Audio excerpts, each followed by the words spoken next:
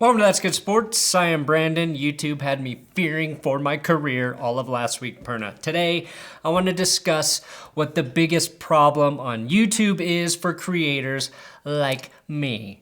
This isn't a football video, so I know a lot of you don't give a shit, and that's fine. You don't have to give a shit. You don't need to watch this. I don't care if you don't want to know about me and my personal struggles. However, if you are another creator inspired to try and make a living through YouTube or just want to understand how quickly your life can be destroyed by the internet, you're in the right place. I know many of you are hoping I tear YouTube a new one. Give them a second bumhole, but that's not my goal here. My goal is that maybe by some stroke of luck, this helps YouTube evolve into a better platform for idiots like me. People who are dumb enough to believe they can make videos for a living on a platform they have no control over. I love YouTube. You don't bust your sweet buns for 6 going on 7 years on your channel just to cross the 100,000 subscriber mark if you don't care about the platform hosting your videos. I've been working in the YouTube arena since 2010, so I'd like to believe I have a solid understanding of how it works and a loyalty to it. Today, I want to discuss how it can be better and not jeopardize the living some of us are lucky enough to make because of YouTube. That's good sports.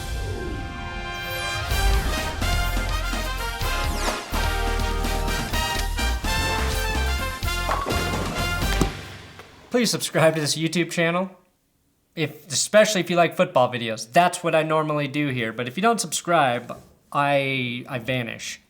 Also, I do have big dick Patreon shout-outs for a gargantuan shout-out for Kyle Delgado with the $25 donation. Thanks for the message, Kyle. He said he got his first big boy job, and with his money, he gives me a donation. Kyle, you are awesome. Tony DiDonato and EJ Davis, thank you guys as well for your Patreon donations. Patreon.com/ThatsGoodSports. Now, again, I love YouTube. I wouldn't have uploaded more than 1,000 videos here if I didn't. But last week, 9 of my videos containing FanDuel links were removed from my channel, and a strike was placed on my channel, which forbid me from uploading until the issue was corrected by YouTube. I was given the strike for a community guideline violation, which, if I had truly been guilty of, would have been fine. Even more frustrating is that with a strike, I wasn't allowed to post in the community tab, so I couldn't even update my subscribers as to what had transpired with my channel. It would sort of be like if I owned a restaurant and was shut down by the city and then was not allowed to put a sign on the door saying temporarily closed, be back in a week. And all of you would just be wondering when you could taste my delicious, delicious pizza tacos next. Anyway, I didn't know if more of my videos would be auto-flagged by the YouTube bot system, and I was genuinely scared my whole channel would get shut down and there would be nothing I could do about it. Everyone has to deal with the idea that there's no such thing as job security. That's just the brutal reality of the society we live in. Me bitching about how I was depressed last week, pretty much incapable of focusing on anything other than the fear of impending YouTube doom and the end of my livelihood as I knew it, isn't something you should really care about. You have your own problems in your own life to worry about. What bothers me, the thing I feel that YouTube needs to address, is the powerlessness I felt when it appeared YouTube had made a mistake. The problem was that I didn't even know for sure why my videos had actually been removed. I had to confer with other YouTubers and then do some research on Twitter to narrow it down to the conclusion that it was indeed the FanDuel links. Even more frustrating though was these were old videos from like 2015 and 2014 when it was fine to have FanDuel links in the description. YouTube, I believe, has an updated policy about putting links to online casinos, which I guess they consider FanDuel to be, so YouTube's automated system, which I like to refer to as RoboCop, found any video with the FanDuel or I think also people who had DraftKings links and then just started flagging them without any warning. If YouTube wants to make policy updates that affect all videos moving forward, that's completely within their right, as is having bots take down videos not complying with that policy. My complaint is that YouTube should also be able to have those bots only look for videos posted after a certain date, as to not affect channels like mine that may have legally linked to places like FanDuel in the past. And again, or a warning like we're going to do this, so maybe go in and remove these things if you have them. Really, what this boils down to as a creator is communication. The biggest thing YouTube needs to fix is the communication funnel for proven creators. When I say proven, I mean creators who maybe meet a certain subscriber threshold, are in good standing, maybe have uploaded more than 100 videos, or monetized, or showing strong growth, or some combo of what I just mentioned. I legitimately was in fear of losing my income all last week. And it was because the communication from YouTube was so bad I had no answers or insight as to what might happen. I simply had to check my email every 5 freaking minutes praying for good news from the creator support system. YouTube provides a chat system for some creators. I tried that, but it didn't work. However, the follow-up email from the failed chat from YouTube is how I got them to eventually take a look at the issue. That seems a bit convoluted to solve what I gathered was a simple problem, which leads me to another concern. Creators should be provided with an opportunity to rectify a mistake before they are punished for a mistake, if it is a mistake and not an abuse of rules. I would have gladly removed 5 and 4-year-old links from my video descriptions to avoid this entire headache. In addition to needing open and quick communication for creators, YouTube's appeal system is also broken. The first 2 videos that were flagged, I appealed, and almost instantly had my appeal rejected. After emailing creator support several times with several exchanges, they passed my channel to a review team who then admitted to and corrected the mistake, which is great. But I have to believe the appeal is meaningless or broken if that mistake wasn't acknowledged when I appealed the video.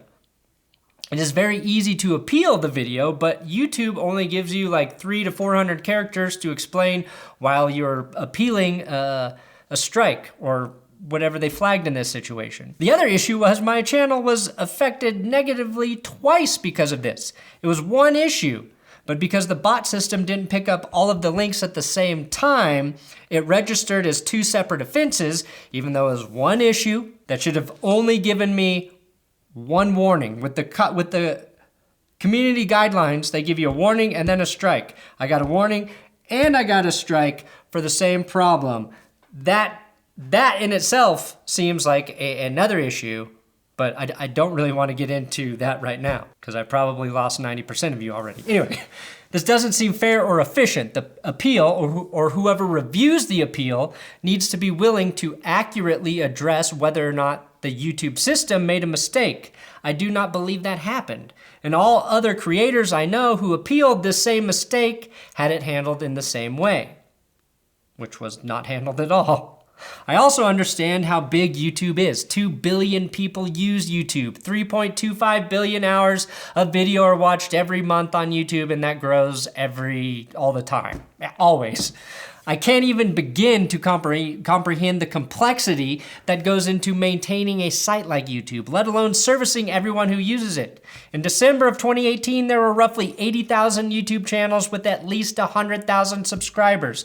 So having 100,000 subs on YouTube doesn't make you special, and it is maybe somewhat unfair for me to expect to be able to talk to customer support when they have 80,000 channels just like mine to potentially try and resolve issues with. But I do expect that. I expect that as someone who does earn YouTube money by making videos, someone who has been loyal to the platform for a very long time, that I deserve the courtesy of real communication. Even though I got the strike removed and the videos restored, I was never explained what actually went wrong or why my videos were flagged. Again, I am assuming at this point it was the links. YouTube does now offer you the ability to apply for a channel rep, but they only allow you to enroll for that twice a year. So I have to apply in September if I qualify, and I don't know exactly what that person will do, but maybe helping with issues like the one I dealt with can be more easily handled with a rep. If they can return emails in a time frame shorter than 9 to 24 hours, that will be a huge improvement. If the channel rep is a solution to every problem I just experienced, then I have wasted a lot of time venting, and I apologize. As someone who relies on YouTube, I really just want it to be better. I also want it to be safer and more reliable for people who need it to keep their business alive. If a problem arises, whether that mistake is my fault or YouTube's fault, I believe there should be a path to correct that shit with ease. Look, if Comcast can provide customer support for 26.2 million internet users, YouTube should have customer support for at the very least their 80,100 K plus sub channels, but probably for any channel that has earned the right to be monetized.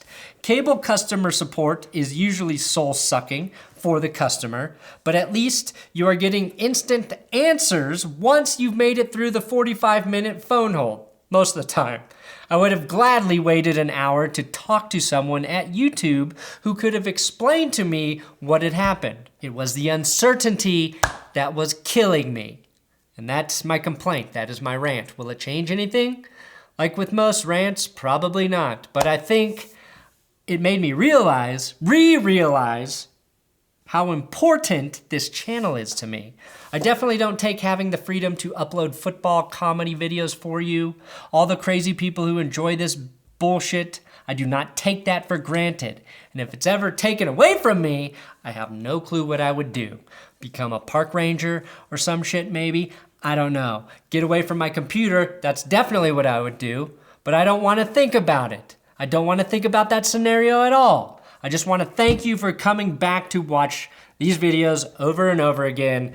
And I will try to make sure I do everything I can so that this doesn't happen again. Even though you didn't really know about it, it really affected me on an emotional level.